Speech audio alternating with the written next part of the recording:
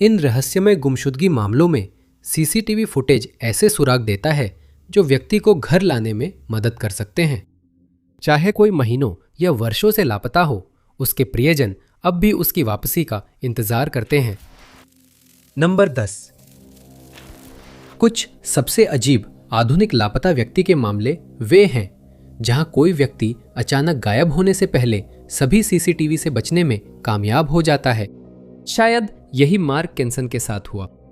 संक्षिप्त झलक से पता चल सकता है कि उनके साथ क्या हुआ। मार्क 31 जनवरी 2025 को बिना कोई सुराग छोड़े गायब हो गए थे। उस समय उनकी उम्र 53 साल थी। पुलिस ने 1 साल बाद दोबारा जानकारी मांगी, लेकिन उनके साथ क्या हुआ इस पर नई जानकारी बहुत कम थी। मार्क के मामले में बहुत कम जानकारी सार्वजनिक है। उनकी गुमशुदगी की परिस्थितियां स्पष्ट नहीं हैं। उन्हें रात 9:45 से 10 बजे के बीच कार्डिफ के क्लेन कुमतावे में माता पिता के घर के पास चलते देखा गया था। ये पता नहीं कि मार्क को किसने देखा था या उनकी गुमशुदगी के समय उनकी हालत क्या थी। उन्हें आखिरी बार कैप्टन वॉक पर ब्रॉन्सन क्रेसेंट की ओर जाते देखा गया था। मार्क को इस रास्ते में एक घास वाले इलाके के पैदल रास्ते से गुजरना पड़ता। दोनों इलाके रिहायशी होने से पुलिस के पास सीमित सीसीटीवी फुटेज है। मार्क के गायब होने पर पुलिस ने इलाके में जो सीसीटीवी फुटेज मिल सकी जांची। जमीन पर भी तलाश हुई, खासकर जहां मार्क आखिरी बार दिखे थे, घास वाला इलाका और पास के पेड़ों के झुंड जहां कोई मुसीबत में छुप सकता था। लेकिन मार्क या उसकी किसी चीज का कोई सुराग नहीं मिला। पुलिस ने यह भी अपील की कि अगर किसी ने उसे देखा हो तो इसकी जानकारी दे। कई सूचनाएं मिली, लेकिन उनमें से किसी की भी यह पुष्टि नहीं हुई कि वह वही लापता व्यक्ति था। मार्क की पत्नी एंजेला ने पुलिस के साथ जानकारी मांगी है। जांच के तहत पुलिस ने उन्हें सीसीटीवी में कैद संभावित दृश्य दिखाए। सिर्फ एक को खारिज नहीं किया गया। एक आदमी देर रात टेक्साको गैराज के पास से गुजरता दिखाया गया। आदमी दूर देखा गया, उसकी पीठ कैमरे की ओर थी। गहरे कपड़ों के कारण पहचानना मुश्किल था और पुलिस या एंजेला पुष्टि नहीं कर सके कि वह मार्क था।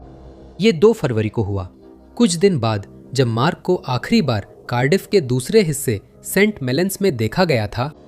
अगर ये मार्क था तो यह देखे जाने की घटना केवल और अधिक सवाल खड़े करती है कि वह इन दिनों के बीच कहां था और वह कैमरे में देखे जाने से कैसे बचा रहा।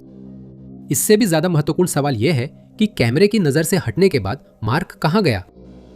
जानकारी के लिए सालगिरह पर की गई अपील के दौरान सीसीटीवी फुटेज का कोई जिक्र नहीं किया गया था। मार्क के परिवार का कहना है कि वह सामान्य जीवन जीता था और उन्हें ऐसी कोई वजह समझ नहीं आती कि वह खुद गायब होना चाहता। उनका कद 5 फुट 7 इंच बताया गया है और उन्हें आखिरी बार नीले ग्रे रंग की हुड वाली ट्रैक सूट और सफेद पूमा के जूते जिनमें हरे रंग की डिटेल थी पहने हुए देखा गया था। इस मामले में किसी भी तरह की जानकारी रखने वाले लोगों से अनुरोध है कि वे साउथ वेल्स पुलिस से उनकी वेबसाइट southwalespolice.uk पर या 111 नंबर पर संपर्क करें और संदर्भ संख्या 250 करोड़ 33,949 का उल्लेख करें। नंबर 9। पीटर एडवर्ड्स जब स्कॉटलैंड स्थित घर से निकले तो परिवार ने कुछ घंटों में लौटने की उम्मीद की थी, लेकिन लगभग 1 दशक बाद भी उस दिन पीटर ठीक ठीक कहां गए ये रहस्य बना हुआ है। पीटर स्कोन अपनी छोटी कम्युनिटी में प्रसिद्ध और प्रिय थे।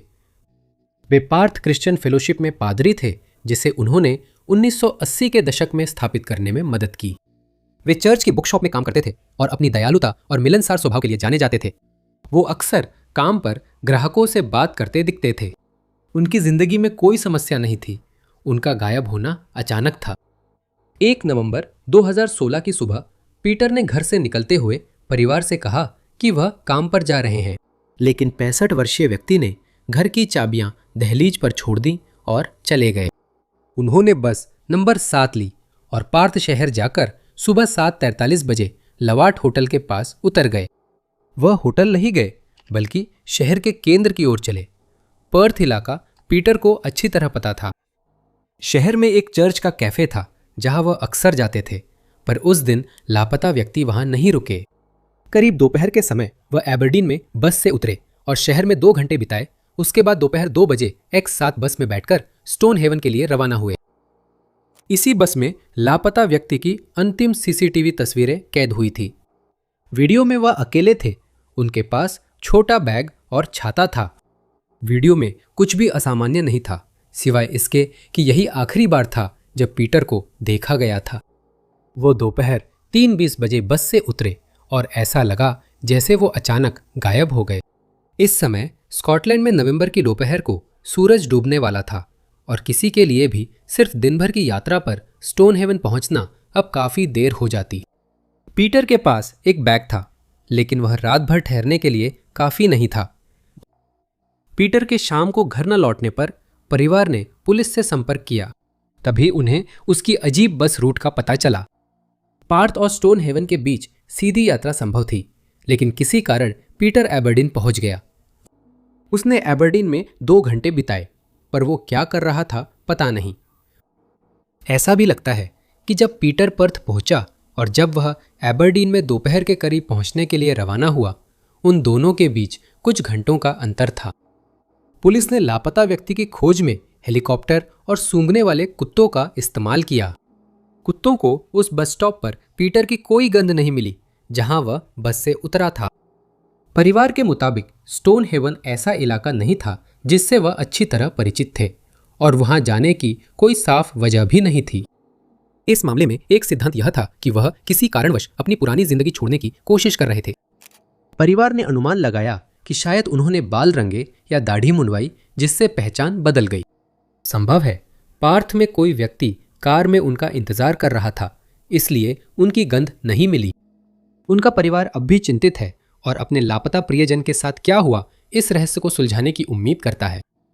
पीटर का वर्णन लगभग 5 फुट 10 इंच लंबा और पतले शरीर वाले व्यक्ति के रूप में किया गया है, जिनके बाल पीछे से झड़ रहे हैं, सिर गंजा है और सफेद दाढ़ी है। उन्हें आखिरी बार गहरे रंग की पैंट, काली जैकेट, गहरे रंग के जूते और ग्रे बीनी में देखा गया था। इस मामले में जानकारी होने पर पुलिस स्कॉटलैंड को 101 या मिसिंग पीपल चैरिटी को 116000 पर संपर्क करें। नंबर 8। डेमियन वर्नन 32 साल की उम्र में बिना सुराग के लापता हो गए, अपने छोटे बच्चों और करीबी परिवार को पीछे छोड़कर। 10 साल से ज्यादा समय बाद भी परिवार को पता नहीं कि उनके साथ क्या हुआ। डेमियन 8 दिसंबर 2014 को इंग्लैंड के ब्रिडलिंगटन स्थित अपने घर से निकले थे। वह गर्लफ्रेंड की कार से शेफील्ड में वाहन खरीदने जा रहे थे। वो व्यक्ति डेमियन को पहले से जानता था और उसके डेमियन की रहस्यमय गुमशुदगी से जुड़ाव का कोई संकेत नहीं था। गुमशुदा पिता को अंतिम बार ब्रिडलिंगटन के एक बैंक में देखा गया। सीसीटीवी फुटेज में डेमियन दोपहर 2:15 बजे के करीब दिखे। वह कैशियर से बात करते हुए शांत और मुस्कुरा रहे थे। पुलिस का मानना है कि वह कुछ ही देर बाद ब्रिडलिंगटन से निकल गया था। यह एक सीधी सादी यात्रा होनी चाहिए थी, लेकिन किसी अज्ञात कारण से डेमियन ने मुख्य मार्ग से हटकर एक चक्कर लगा लिया। पुलिस ने डेमियन का रास्ता कई ए श्रेणी की सड़कों से पता लगाया, जिसमें A645 के BP पेट्रोल पंप पर रुकना शामिल था। आखिरकार वह वेकफील्ड पहुंच गया, जो 1.5 घंटे दूर है। वेकफील्ड होते हुए शेफील्ड जाना डेमियन के सफर में ज्यादा समय नहीं जोड़ता, लेकिन वह यह यात्रा कभी पूरी नहीं कर पाया। वह एक रिहायशी इलाके में गया, साइकैमोर स्ट्रीट पर आकर रुका और वहां उसने अपनी कार छोड़ दी और उसे घरों के बीच एक गली में जाते हुए देखा गया। डेमियन के शाम तक घर न लौटने पर परिवार को गड़बड़ी का अंदेशा हो गया। परिवार के साथ डिनर मिस करना उसके स्वभाव के खिलाफ था। अगले दिन मां ने गुमशुदगी की रिपोर्ट दर्ज कराई और तलाश शुरू हुई। जल्द ही वॉक्सहॉल कोर्सा मिल गई, जिसे डेमियन चला रहा था, लेकिन इससे सवाल और बढ़ गए बजाय जवाब मिलने के।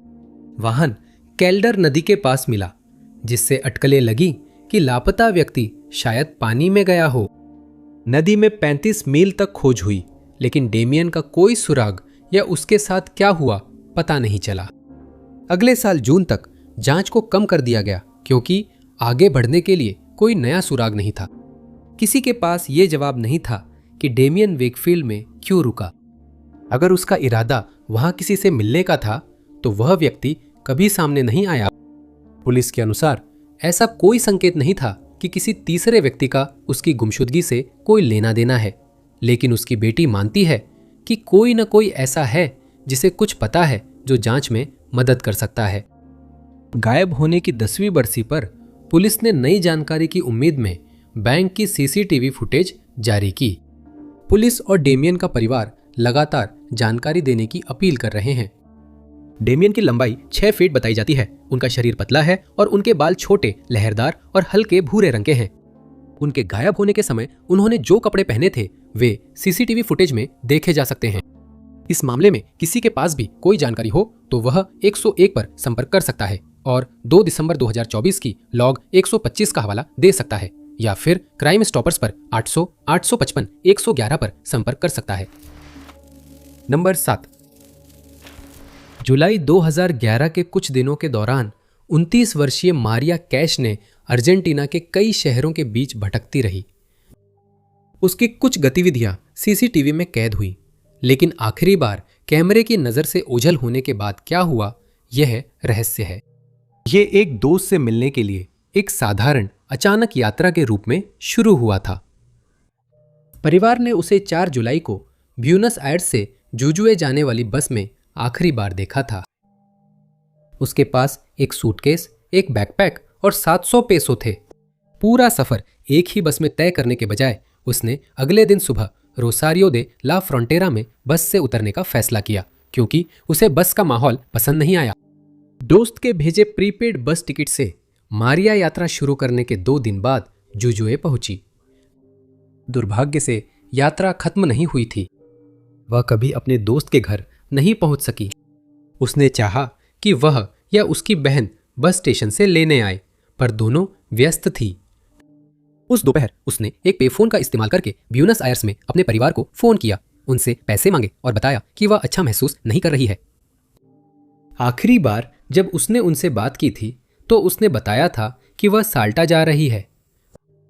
मारिया उस रात देर से साल्टा पहुंची। सीसीटीवी फुटेज में दिखा कि मारिया अपने बैग के साथ चल रही थी। वो अकेली थी और उसके पास वो सूटकेस नहीं था जो वो बस में लेकर चढ़ी थी। 7 जुलाई रात 1:15 बजे मारिया साल्टा के एक अस्पताल में गई और बताया कि वह ठीक नहीं है। उसने अपना सरनेम नहीं बताया और जब तक डॉक्टर उसे देखने के लिए तैयार हुए वो जा चुकी थी। अगले दिन मारिया ने परिवार को ईमेल कर दोस्तों व रिश्तेदारों के फोन नंबर मांगे। इसके बाद उनमें से किसी ने भी उससे फिर कुछ नहीं सुना। सीसीटीवी फुटेज और गवाहों की गवाही से समय रेखा आगे बढ़ी। मारिया ने दक्षिण जाते ट्रकों से लिफ्ट ली। ड्राइवर के अनुसार मारिया यात्रा में चुप और अजीब लग रही थी। उसने कहा कि वह तुकुमान सीमा पर किसी से मिलने वाली थी, लेकिन ऐसा होने की पुष्टि नहीं है। आखिरी ड्राइवर का नाम हेक्टर रोमरो था। उसने कहा कि उसने उसे 14 किमी तक गाड़ी में बिठाया और नेशनल रूट 34 पर डेफुंता कोरिया तीर्थ स्थल के पास उतार दिया। यह मारिया को आखिरी बार देखा गया था। रोमेरो ने कहा कि आसपास कई ट्रक थे, लेकिन किसी और ने नहीं बताया कि उसने उसे लिफ्ट दी थी। 8 जुलाई को मारिया के परिवार से संपर्क न होने पर गुमशुदगी रिपोर्ट दर्ज हुई। गायब होने से पहले उसका व्यवहार असामान्य और अस्थिर था और उसकी तलाश तुरंत शुरू हुई। सीसीटीवी फुटेज उस दिन उसे देखने वाले कुछ वाहन चालकों के बयानों की पुष्टि कर सकता था, लेकिन रोमरो की बातों की पूरी तरह पुष्टि नहीं हो सकी और उसने अपनी कहानी कई बार बदली। 2024 में रोमरो गिरफ्तार हुए, लेकिन सबूतों की कमी के कारण उसके खिलाफ मामला खारिज कर दिया गया। अगर मारिया के साथ रास्ते में मिले किसी व्यक्ति ने उसके साथ कुछ गलत किया भी हो, तब भी ये उसके पहले के अजीब व्यवहार की वजह नहीं बता सकता। एक सिद्धांत है कि उसे मानसिक स्वास्थ्य संकट हुआ, जिससे वह जंगल में भटक गई और फिर नहीं मिली। जांच में कई सुराग मिले, पर कोई भी कारगर साबित नहीं हुआ। 15 साल बाद भी मारिया के परिवार को नहीं पता कि उसके साथ क्या हुआ या उसे कैसे वापस लाएं। नंबर 6। मार्च 2022 में डेविड हॉलैंड के काम पर न आने पर उनकी गुमशुदगी रिपोर्ट हुई। जांच के दौरान मिली सीसीटीवी फुटेज ने रहस्य को और भी बढ़ा दिया।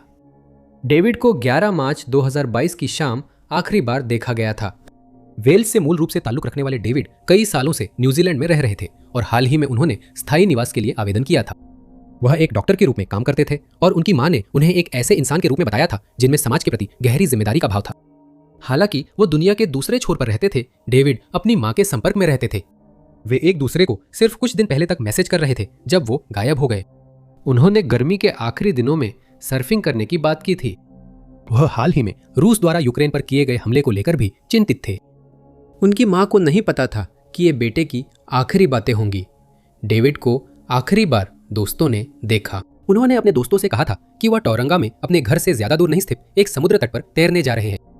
डेविड बहुत सक्रिय थे और बाहर की गतिविधियों के शौकीन थे, इसलिए यह असामान्य नहीं था। अगले दिन काम पर ना आने तक किसी को उनकी गुमशुदगी का पता नहीं चला। शुरुआत में पुलिस ने सोचा कि डेविड वाकई तैराकी करने गए थे या उनका यही इरादा था।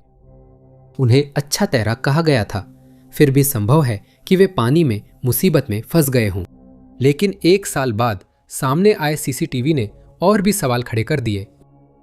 रात 8 बजे जब डेविड गायब हुए, सीसीटीवी फुटेज में उनके जैसे एक व्यक्ति को सैंडहर्स्ट ड्राइव ओवरब्रिज के किनारे उत्तर की ओर जाते देखा गया।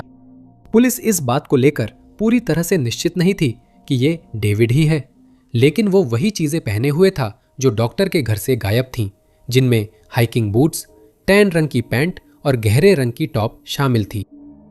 पुलिस ने डेविड की मां को स्पष्ट की गई फुटेज दिखाई।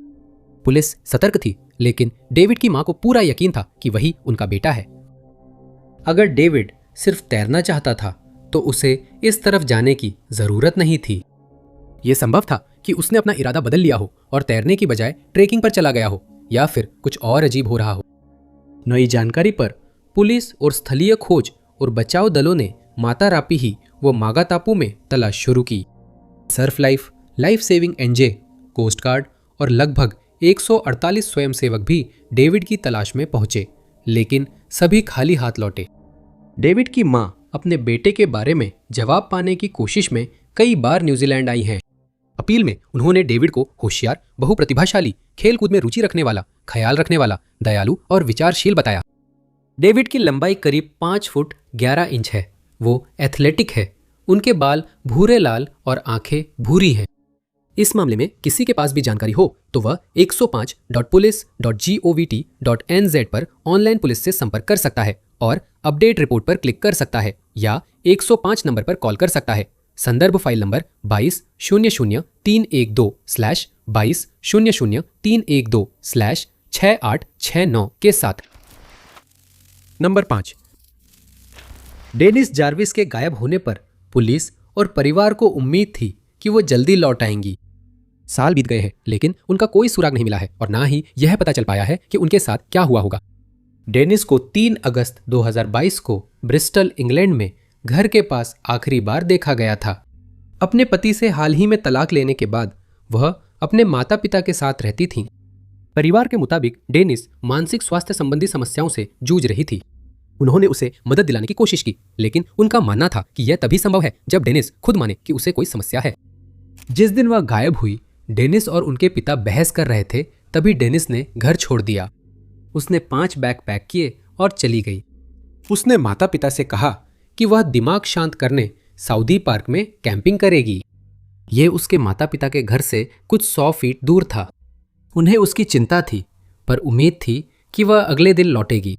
डेनिस के घर न लौटने पर माता पिता ने उसकी तलाश कर पुलिस में गुमशुदगी दर्ज कराई। शुरुआत में सभी को उम्मीद थी कि डेनिस जल्द ही घर आ जाएगी और कोई गंभीर जांच नहीं हुई। कई महीनों तक महिला लापता रही। सुराग न मिलने पर जांच आगे बढ़ाई गई। पार्क की तलाशी में डेनिस के 5 में से 2 बैग मिले, लेकिन उसका पर्स जिसमें 3000 पाउंड थे नहीं मिला। अब तक बाकी 3 बैग कभी नहीं मिले हैं। पास की ईवन नदी और अन्य जलाशयों की तलाशी में भी कोई सुराग नहीं मिला। पुलिस ने पड़ोसियों से मिलकर इलाके की सुरक्षा फुटेज जुटाई। कई जगहों ने गायब होने की घटना के समय की फुटेज पहले ही ओवरराइट या डिलीट कर दी थी। डेनिस के गायब होने वाली रात की कोई फुटेज कभी सामने नहीं आई या जारी नहीं हुई। पुलिस को डेनिस के गायब होने से एक दिन पहले की सुरक्षा फुटेज में उसकी वही ग्रे रंग की जांग तक की बिना बाजू वाली कोट दिखी जो माना जाता है उसने गायब होते समय पहनी थी। पुलिस को उम्मीद थी कि फुटेज जारी करने से किसी को डेनिस के गायब होने के बाद ये कोट कहीं फेंका हुआ दिखा हो याद आ जाए। वो नेवी फूलों वाली ड्रेस और सफेद जूते पहने थी। डेनिस के गायब होते ही कुछ संभावित देखे जाने की खबरें आईं, लेकिन पुष्टि नहीं हुई। एक बार डेनिस के पिता को लगा कि उन्होंने उसे बस स्टॉप पर देखा है जब वे अपनी गाड़ी से गुजर रहे थे, लेकिन जब तक वे वापस मुड़कर देखने गए वह महिला वहां से जा चुकी थी। इलाके में जांच के लिए सुरक्षा कैमरे नहीं थे। पुलिस ने बताया है कि डेनिस के गायब होने के बाद से उसकी कोई भी जीवित होने की निशानी नहीं मिली है। गायब होते वक्त उसके पास फोन या लैपटॉप नहीं था और कोई डिजिटल या वित्तीय सुराग भी नहीं मिला। उसके परिवार को अब भी उम्मीद थी कि वह अपनी इच्छा से गई है, जबकि यह उसकी आदत नहीं थी। उन्होंने कहा कि अगर वह घर नहीं आना चाहती तो कम से कम एक नोट छोड़ दे ताकि पता चल सके कि वह सुरक्षित है। डेनिस का वर्णन किया गया है कि उसकी लंबाई 5 फुट 5 इंच है और वह पतली काया की है। उसके लंबे सुनहरे बाल और नीली आंखें हैं। इस मामले में किसी के पास भी जानकारी हो तो वह 101 पर संपर्क कर सकता है। संदर्भ संख्या 5222218637 का हवाला देते हुए या पुलिस के ऑनलाइन पोर्टल का उपयोग करके जानकारी साझा कर सकता है। नंबर 4, रेंजो Bullhead united tribes technical college के छात्र थे जो स्प्रिंग ब्रेक में घर आकर अचानक गायब हो गए। उन्होंने कुछ सुराग छोड़े कि उनके साथ क्या हुआ होगा। रेंजो अपने गायब होने के समय 20 साल के थे। स्टैंडिंग रॉक स्यूक्स जनजाति के सदस्य और साउथ डिकोटा के मैकलॉगलिन में पले बड़े थे। स्कूल के बाद रेंजो ने वेल्डिंग की पढ़ाई के लिए United tribes technical college north Dakota में दाखिला लिया। परिवार के मुताबिक उनकी स्कूल या निजी जिंदगी में कोई समस्या नहीं थी। वह पढ़ाई के लिए बिस्मार्क गए, पर वसंत अवकाश में मैकलॉगलिन लौट आए। उनकी मां ने मीडिया को बताया कि रेंजो ने हफ्ता पार्टी करने में नहीं बिताया था, बल्कि वह घर का बना खाना खा रहे थे और अपने परिवार के साथ समय बिता रहे थे। 16 मार्च को रेंजो की मां उन्हें उनके डॉर्म में कुछ सामान छोड़ने के लिए लेकर गईं और इसके बाद उन्होंने रेंजो को मंडप में रहने वाले कुछ दोस्तों से मिलने के लिए ले जाने पर सहमति जताई। वे लोग थे जिन्हें रेंजो बचपन से जानता था, लेकिन रेंजो की मां फिर भी उनके बारे में चिंतित थीं। वे उसके बेटे की तरह छात्र नहीं थे और उन्हें चिंता थी कि कहीं वे रेंजो को किसी मुसीबत में न डाल दें। रेंजो के छोड़े जाने पर दोस्तों ने उसकी मां को भरोसा दिलाया कि वे कुछ खतरनाक नहीं करेंगे। उन्होंने क्या किया स्पष्ट नहीं, लेकिन रात में रेंजो का स्नैपचैट लोकेशन मंडन बिस्मार्क रेलवे पुल पर अटक गया। वह लोकेशन पूरी रात वहीं बिना हिले डुले बनी रही। शुरुआत में रेंजो के परिवार को कुछ गलत नहीं लगा, लेकिन उसकी क्लास में अनुपस्थिति से पता चला कि कुछ हुआ है। स्नैपचैट मैप ने रेलवे पुल पर ध्यान दिलाया। सीसीटीवी फुटेज अलग अलग एंगल से रिकॉर्ड हुई। पुलिस ने 70 घंटे से ज्यादा फुटेज देखी। तस्वीरों में रेंजो अकेले पटरियों पर चलते नजर आए। वह अपने फोन को देख रहा था और उसके परिवार का मानना था कि जब यह तस्वीरें ली गईं तब वह अपनी गर्लफ्रेंड को स्नैपचैट पर मैसेज कर रहा था। स्नैपचैट संदेश पुलिस को दिखाए गए थे। करीब 20 मिनट बाद जब रेंजो को पुल के पश्चिमी हिस्से से गुजरते कैमरे में देखा गया, तभी ईस्ट वाटरवे कैमरे में कुछ अजीब दिखा। वीडियो फुटेज समझना कठिन था, पर दूर से लगा कुछ पानी में गिरा है। कैमरे ने पानी के छींटे पड़ने को रिकॉर्ड किया, लेकिन यह नहीं दिखा कि उसकी वजह क्या थी। रेंजो के परिवार को नहीं लगता था कि वह जानबूझकर पानी में गया। शायद वह गिर गया हो, पर उसकी मां को नहीं लगता कि रेंजो सच में उस पानी में गया था। उसने मीडिया से कहा कि छींटे के लिए शायद कोई मछली जिम्मेदार थी। पुलिस और स्वयंसेवकों ने नदी के आसपास के इलाकों में, जिसमें वह जगह भी शामिल थी जहां से छींटा आया था, तलाश की। एक सिद्धांत था कि रेंजो को नदी से घसीटा गया और गंध पता करने स्निफर डॉग्स बुलाए गए। पानी के नीचे भी खोजबीन की गई। पुल पर निर्माण के कारण कई इलाके रेंजो के गायब होने के महीनों बाद तक बंद रहे और तलाशी के बाद भी कुछ नहीं मिला। रेंजो अब 1 साल से भी ज्यादा समय से लापता है और उन्हें काले बालों और भूरी आंखों वाला बताया गया है। उन्हें आखिरी बार काले ग्रे चेक पजामा, काली स्वेटशर्ट और काली पफर जैकेट में देखा गया था। इस मामले में किसी के पास भी कोई जानकारी हो तो वे 1-847-4111 पर मैसेज करके या 1-833-560-2065 पर कॉल करके सूचना दे सकते हैं। नंबर 3, नवंबर 2001 में रेमंड स्कॉट असामान्य परिस्थितियों में बिना कोई सुराग छोड़े गायब हो गए। 10 साल से भी ज्यादा समय बाद पुलिस ने एक व्यक्ति की सीसीटीवी फुटेज जारी की जिसे रहस्य सुलझाने में मददगार माना गया। रेमंड को आखिरी बार 16 नवंबर 2001 को देखा गया था। वो लंदन के हैरो में भाई के लिए घर की कुछ मरम्मत कर रहे थे। वह अपने सफेद फोर्ड ट्रांजिट वैन में, जिसका नंबर प्लेट D346DPR था, घर से निकले थे। यही आखिरी बार था जब किसी ने उसे देखा था। रेमंड अपनी पत्नी, 4 बच्चों और 2 भाइयों को छोड़ गए। उनके लिए अचानक गायब हो जाना बिल्कुल असामान्य था और उनके परिवार ने जल्द ही पुलिस में उनकी गुमशुदगी की रिपोर्ट दर्ज कराई। प्रारंभिक जांच में झीलों और जंगलों की तलाशी ली गई। पुलिस को उस दिशा में कोई सुराग नहीं मिला, लेकिन ये जगह रेमंड के घर के पास थी। कुछ समय बाद रेमंड की वैन मिली जिसे किशोरों ने मस्ती में चलाकर छोड़ दिया। पुलिस ने समझ लिया कि युवाओं का गुमशुदगी से संबंध नहीं था, लेकिन उनकी हरकतों ने जांच में बाधा डाली। ये पता नहीं था कि वैन कैसी हालत में छोड़ी गई थी या रेमंड ने ही उसे वहां पहुंचाया था जहां किशोरों ने पाई। हालांकि वे वैन कहां मिली थी बता सकते थे। उन्होंने पुलिस को बताया कि उन्होंने इसे ईस्ट कोर्ट की फील्ड एंड रोड पर उठाया, जिसे ट्रैफिक वार्डन ने भी पुष्टि की। पुलिस को लगता है कि रेमंड के गायब होने के दिन से ही वैन दुकानों के पीछे एक सर्विस रोड पर रही होगी।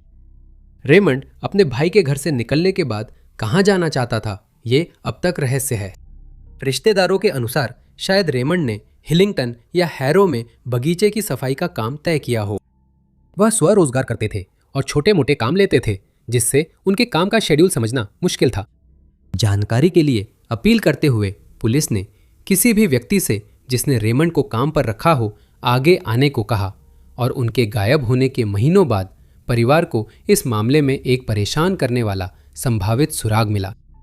28 अप्रैल 2002 की सुबह किसी ने पेफोन से रेमंड के बड़े भाई को कॉल किया और उनके भाई ने इसे धमकी भरा बताया।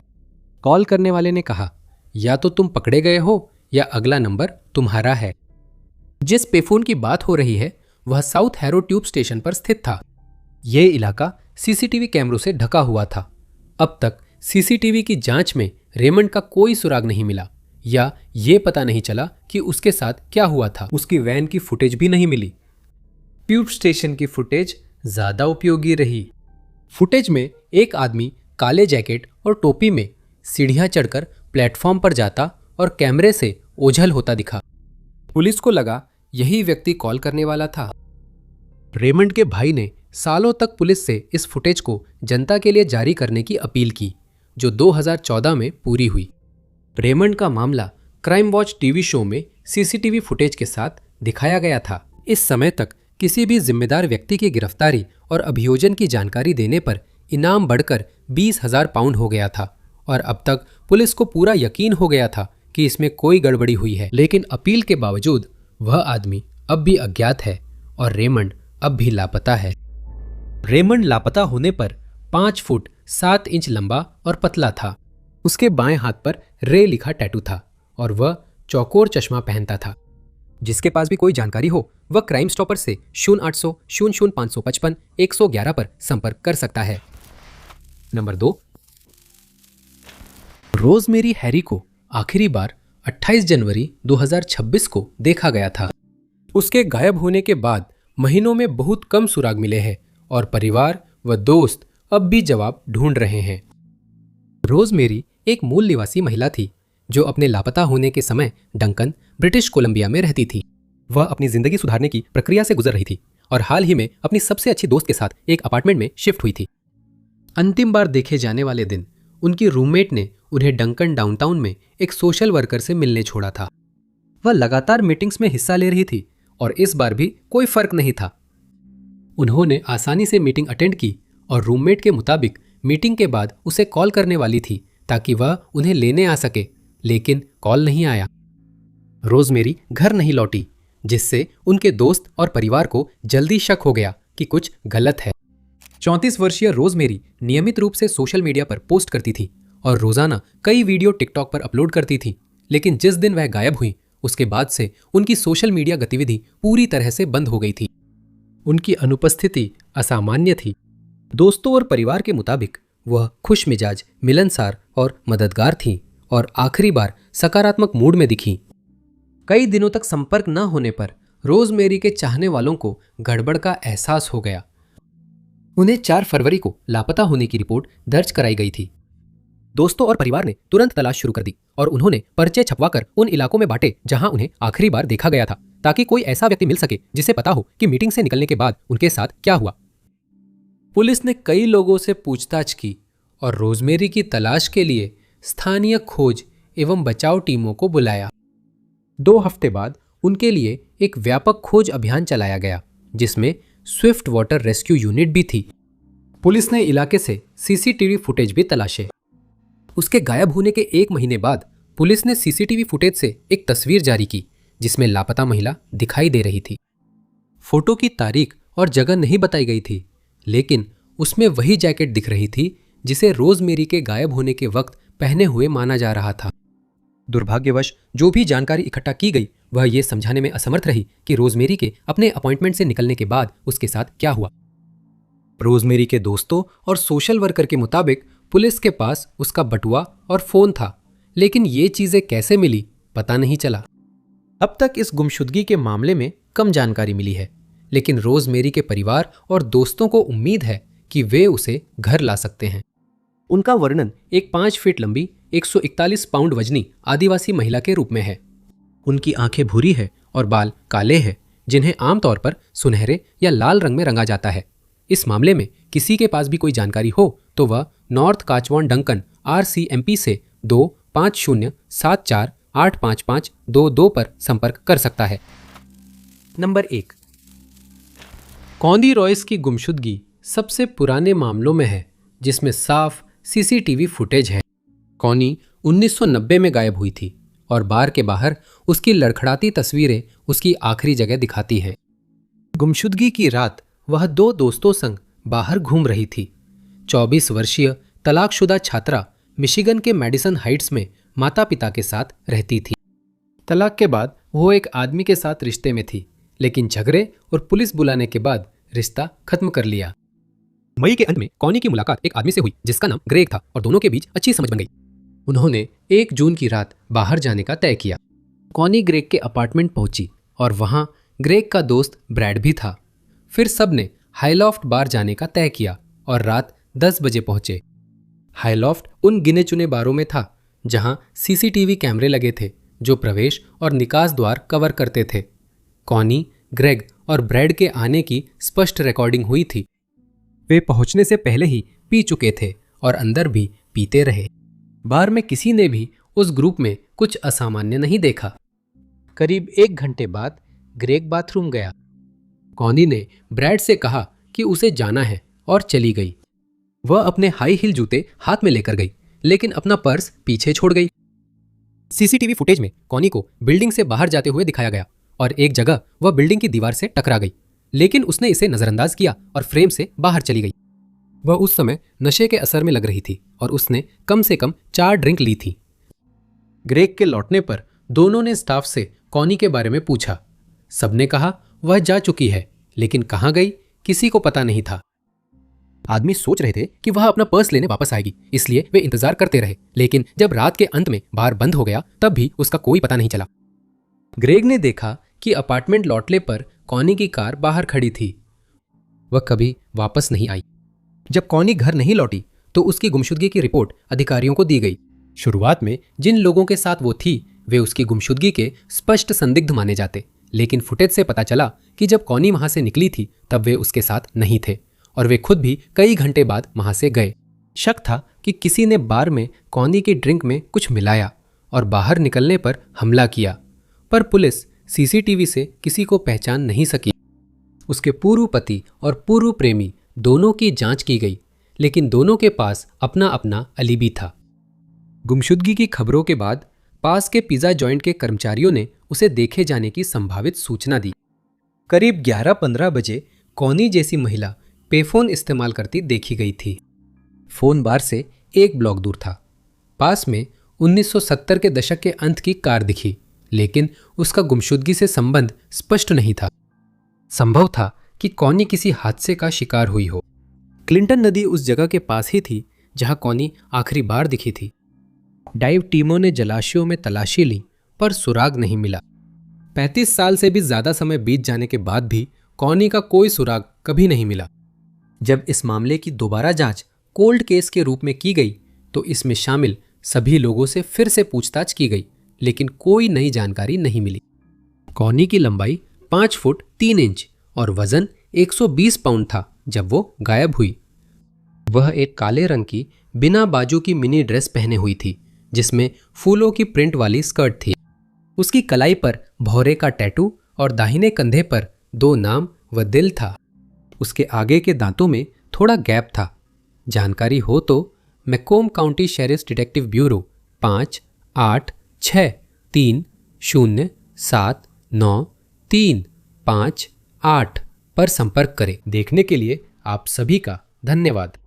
अगर आपको यह वीडियो पसंद आया हो तो जरूर उस लाइक बटन को दबाएं। साथ ही सब्सक्राइब करना और नोटिफिकेशन बेल को दबाना न भूलें, ताकि हमारे सभी आने वाले वीडियो की जानकारी आपको मिलती रहे। मेरा नाम टॉप 5 अननोन्स है और मैं आपसे अगले वीडियो में मिलूंगा।